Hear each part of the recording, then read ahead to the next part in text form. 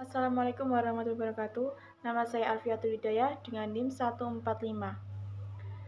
PKN adalah salah satu mata kuliah umum yang sifatnya wajib di perguruan tinggi swasta. Salah satu alasan secara internal yaitu untuk mempertahankan nilai dan norma pada warga negara dalam kehidupan berbangsa dan bernegara untuk menjadikannya sebagai warga negara yang baik. Ini juga telah dipakai oleh pemerintah dalam keputusan Dirjen Dikti nomor 43 atau Dikti ke 2006 dirumuskan sebagai berikut hakikat mata kuliah. Pendidikan kewarganegaraan adalah untuk membekali dan menetapkan mahasiswa dengan pengetahuan dan kemampuan dasar hubungan warga negara Indonesia yang Pancasilais dengan negara dengan sesama warga negara. Visi mata kuliah adalah merupakan sumber nilai dan pedoman dalam pengembangan dan penyelenggaraan program studi untuk mengantarkan mahasiswa menetapkan kepribadiannya sebagai warga negara Indonesia seutuhnya.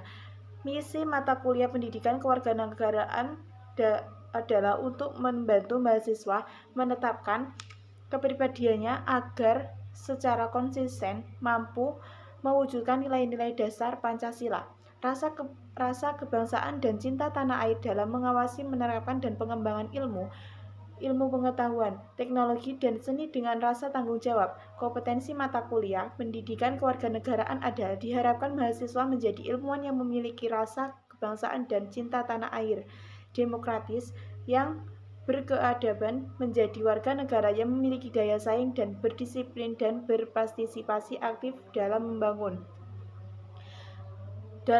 kehidupan yang damai berdasarkan sistem nilai Pancasila. Tetapi kenyataan sekarang ini masih banyak mahasiswa yang tidak memiliki rasa nasionalisme dan sikap patriotisme yang berlandaskan nilai-nilai Pancasila, apalagi di masa globalisasi yang sekarang.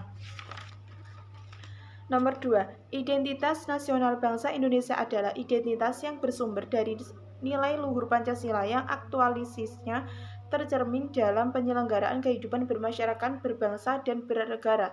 Identitas bernegara berpegang teguh pada Pancasila sebagai identitas bangsa dan menjadi pedoman hidup bangsa. Salah satu alasan perlunya identitas nasional bagi Indonesia yaitu agar bangsa Indonesia tetap bersatu dalam menjaga nilai persatuan sesuai dengan ideologi atau dasar negara Indonesia. Tetapi salah satu demikian yang terjadi sekarang ini, warga negara Indonesia tidak lagi menjadikan Pancasila sebagai acuan sikap dan perilaku hidupnya dalam berkehidupan berbangsa dan bernegara, sehingga merusak nilai persatuan bangsa Indonesia yang seharusnya memiliki ciri khas dan arti diri sendiri semakin lama semakin terkikis karena perkembangan zaman maupun pengaruh dari budaya asing. Rakyat Indonesia seakan tidak bangga dengan bangsanya sendiri.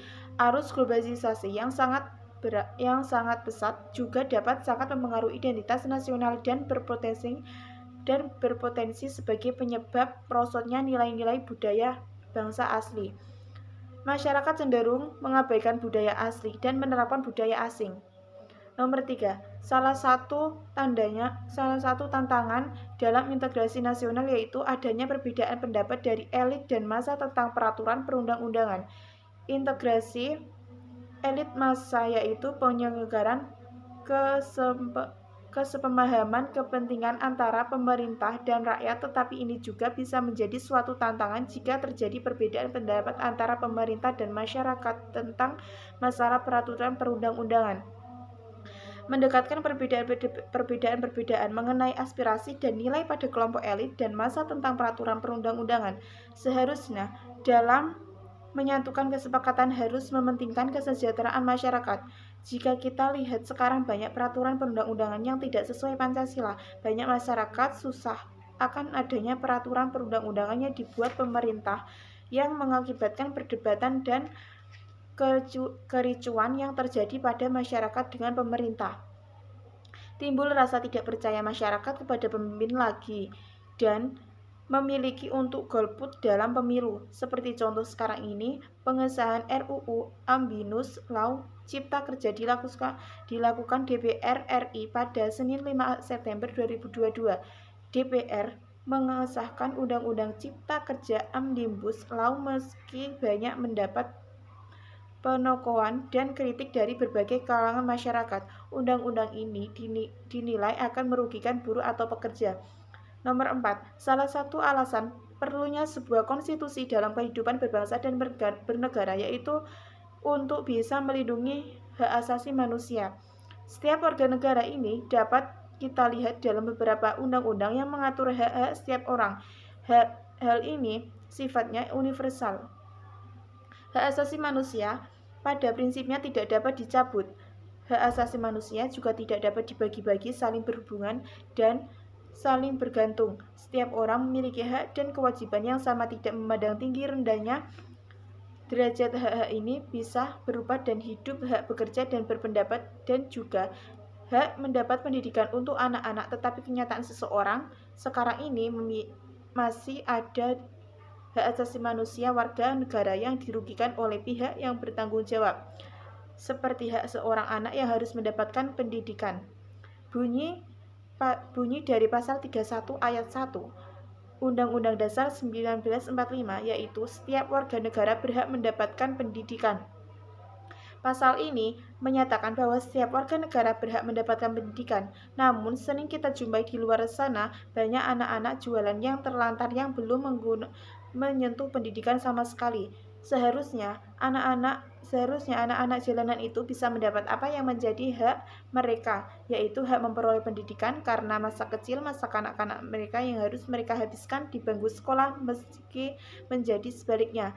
Mereka disuruh bekerja untuk mendapatkan uang daripada belajar. Tidak cuma itu, anak-anak juga banyak yang putus sekolah. Masih banyak anak-anak bangsa yang tidak dapat menganyam pendidikan wajib 9 tahun.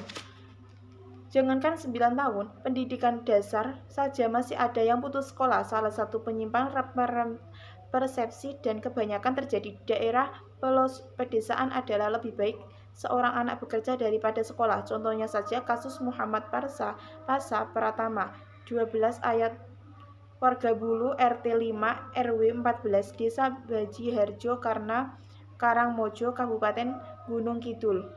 Nomor 5. Hak dan kewajiban merupakan sesuatu yang tidak dapat dipisahkan, akan tetapi terjadi pertentangan karena hak dan kewajiban tidak seimbang, bahwa setiap warga negara memiliki hak dan kewajiban untuk mendapatkan penghidupan yang layak.